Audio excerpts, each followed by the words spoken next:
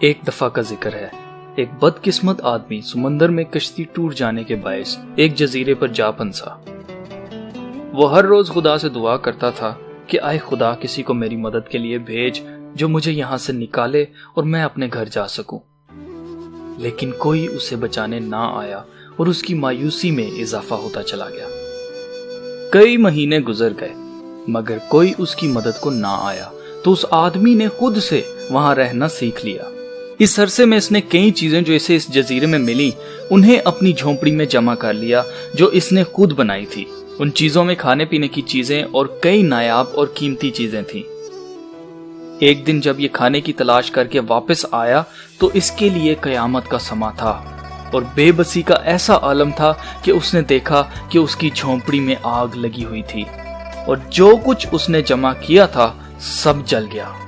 جو کچھ اس کے پاس تھا وہ سب جل کر دھواں بن گیا تھا اور بچا تو صرف وہ لباس جو اس نے پہن رکھا تھا۔ وہ شخص انتہائی صدمے میں آ گیا اور غصے سے پاگل ہونے لگا۔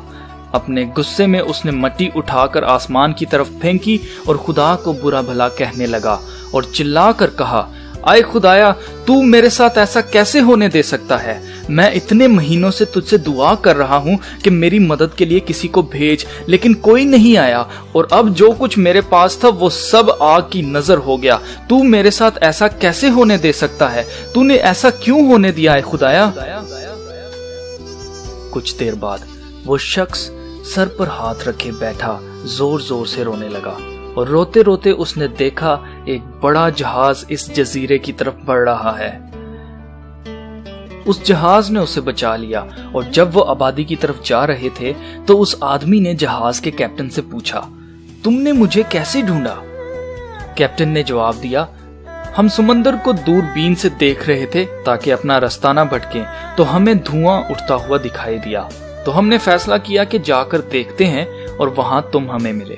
زندگی میں ایسے چیلنجز، پرابلمز یا تباہی ضرور آ سکتی ہے جو آپ کو توڑ کر رکھ دے، لیکن یاد رہے اگر شیطان ہمیں برا وقت دکھانے کے لیے توڑ سکتا ہے تو خدا اسی برے وقت میں ہمیں پھر سے بحال کر سکتا ہے۔ اس لیے برے وقت میں گھبرا نہ جانا اور نہ ہی خدا کو برا بھلا کہنا، کیونکہ جس وقت تم خدا کو برا بھلا کہنے میں بیزی ہوگے اس وقت خدا تمہیں بچانے میں بیزی ہوگا۔ آپ کی تباہی کسی برکت کا آغاز بھی ہو سکتی ہے، کیونکہ خدا برائی میں اچھائی کو پیدا کرنا جانتا ہے۔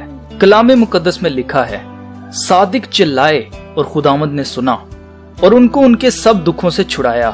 خداوند شکستہ دلوں کے نزدیک ہے اور خستہ جانوں کو بچاتا ہے۔ صادق کی مصیبتیں بہت ہیں لیکن خداوند اس کو ان سب سے رہائی بخشتا ہے۔